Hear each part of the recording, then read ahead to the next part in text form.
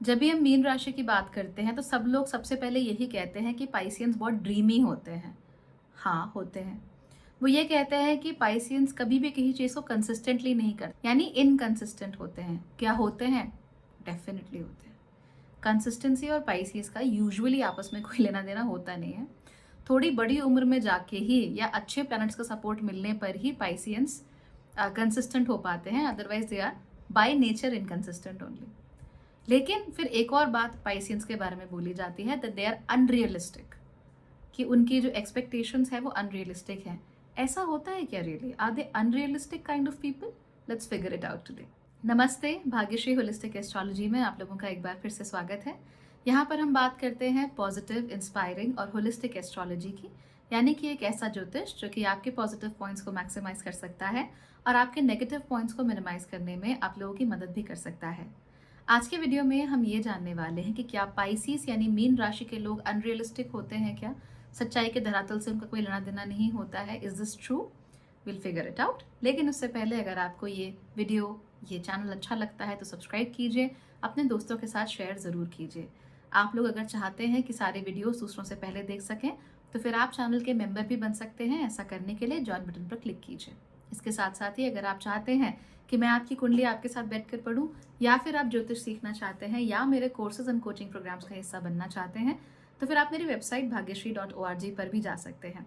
And हाँ, Pisceans के लिए ये कोचिंग प्रोग्राम्स बहुत अच्छे हैं, खास तौर पे मिनी मेकओवर प्लान। तो चलिए अब पाइसियंस के नेचर के बारे में जानते हैं। मीन राशि दरअसल 12वें घर की नैसर्गिक राशि होती है, यानी 12th हाउस को दिखाने वाली राशि होती है। 12th हाउस वो हाउस होता है जो इस दुनिया से कनेक्टेड ही नहीं होता है, यानी कि पहले घर से लेकर 10वां घर तो भौतिकता के साथ बहुत अच्छे से कनेक्टेड होता है।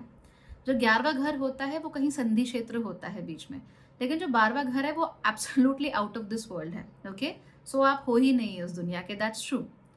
अब ऐसे केस में क्या होता है कि पाइसियंस बाय नेचर ही दुनिया को समझकर भी दुनिया से डिटैच्ड होते हैं। यानी एक मीन राशि वाला व्यक्ति अगर कमरे में आएगा तो वो यूजुअली भाप जाएगा कि आप इमोशनल लेवल पर क्या फील कर रहे हो। इमोशनल लेवल पर वो कैसे फील कर लेते हैं? सिंपल सी बात है, ये वाटर साइन है, और ऐसा वाटर साइन जो कि वास्ट ओशियंस को, बड़े गहरे समंदरों को दिखाता है। और जहां पर भी पानी की बात होती है वहां इमोशंस सेंटर स्टेज लेते ही हैं। इंटेलेक्चुअली आपको पाइसियन समझे या ना समझे, लेकिन इमोशनल लेवल पर वो आपको बहुत अच्छे से समझ जाते हैं। जैसे कि आपका किसी से झगड़ा हो रहा हो लेकिन आपके हाथ कांप रहे हैं। ये जो कांपते हुए हाथ हैं ये किसी को नजर नहीं आएंगे, लेकिन मीन राशि वाले को इजीली नजर आ जाएंगे। आपका जो दिल धक धक कर रहा था वो किसी को नजर नहीं आता, मीन राशि वाले को नजर आता है। आप स्टेज पर थे और आप बहुत अच्छा बोल रहे थे, लेकिन नर्वसनेस से आप अपनी उंगलियां ऐसे ऐसे चटका रहे थे, ये किसी और को नजर नहीं आता, पाइसिस को नजर आता है। तो पाइसिस दरअसल दुनिया को बहुत अलग नजर से और बहुत ही एक इमोशनल नजर से देखते हैं। आप जबरदस्ती इन्हें रैशनल नजर से, जबरदस्ती लॉजिक दिखाने की कोशिश करोगे तो फिर काम नहीं चलता है।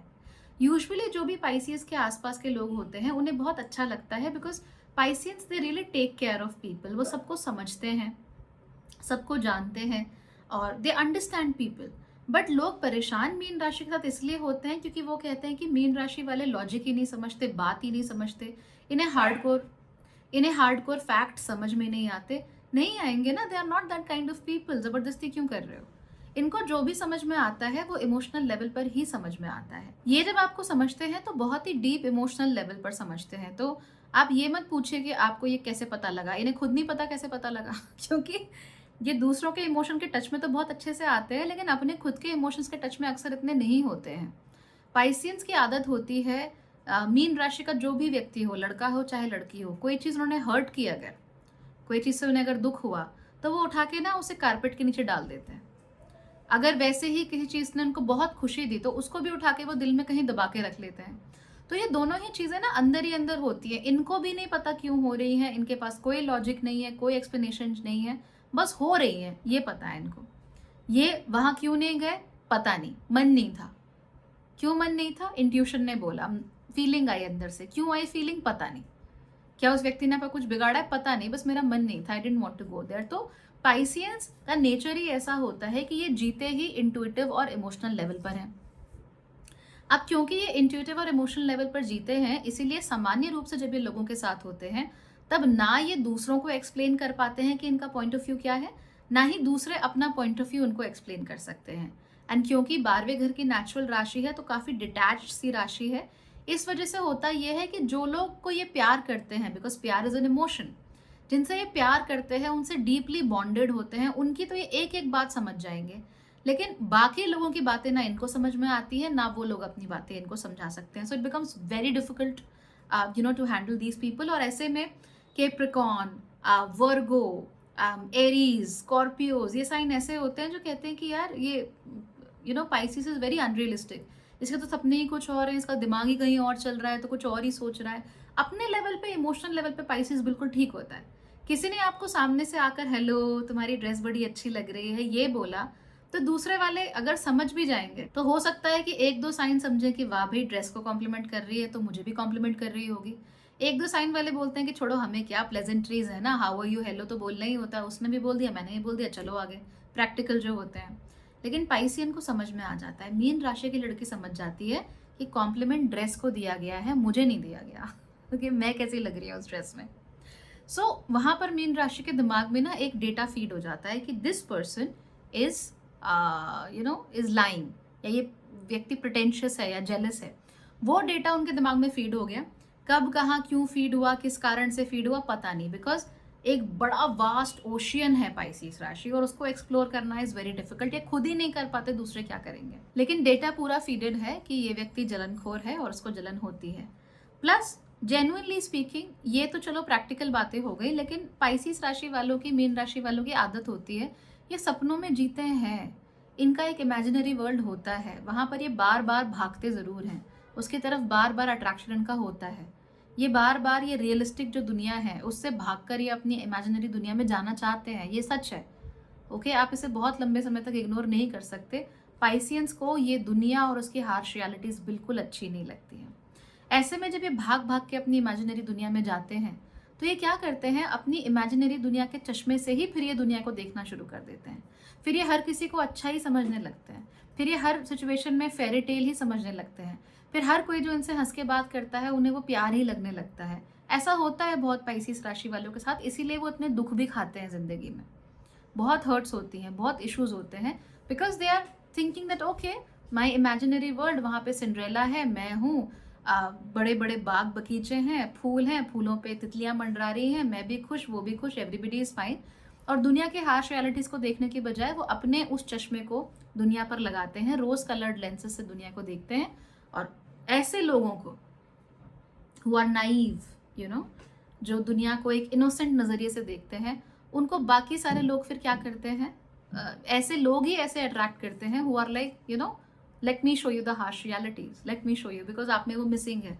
इसीलिए ऐसे होता है, आपको फेलो ड्रीमर्स नहीं मिलेंगे, आपको फेलो ड्रीम ब्रेकर्स मिलते हैं। फिर that's what happens in your case. So everybody is, ऐसा लगता है everybody is hello bent on telling you कि आप गलत हो, आप गलत हो, आप गलत हो। ठीक है। फिर एक और चीज जो मीन राशि के बच्चों में होती है, मीन राशि की लड़कियों लड़कों दोनों में होती है, वो ये होती है they love to jump to conclusions. मीन राशि वाले ज़्यादा देर नहीं लगाना चाहते, फटफट डिसीजन पे आना चाहते हैं। चाहे उनके पास पूरा इनपुट हो ना हो, पूरा डेटा हो या ना हो किसी चीज़ का, उन्हें कोई फर्क नहीं पड़ता, उन्हें फटाफट से डिसीजन लेना है। तो आपसे आज मिले, आपसे बात हुई, उन्होंने आपको देखते ही कह दिया कि आई एम श्योर कि तुम्हारे दिल में कोई दर्द है या तुम्हारा दिल तोड़ा गया है एंड यू नीड समबडी जो तुम्हें प्यार कर सके। बस हो गया पाइसिस राशि को प्यार। ओके, पाइसिस राशि को प्यार हो गया और उसने इंस्टेंटली मान लिया कि ये मेरा सोलमेट है, we are meant to be together. क्यों? क्योंकि उनकी इमेजिनेशन में तो सोलमेट्स ही होते हैं। तो इसीलिए ये लोग कई बार जिंदगी में धोखा खा जाते हैं। So can we say that Pisceans are unrealistic? Yes, I think they are unrealistic in a lot of cases. क्या ये इन चीज़ों को रोक सकते हैं? हाँ, डेफिनेटली रोक सकते हैं, सीख सकते हैं। बाउंड्रीज कैसे बनाई जाती हैं वो सीख सकते हैं, इमोशनल रेगुलेशन कैसे किया जाता है वो सीख सकते हैं। So it's not one trait जो कि आपकी ज़िंदगी को बर्बाद कर देगा। आप इसको मैनेज कैसे करना है आसानी से सीख लेते हो।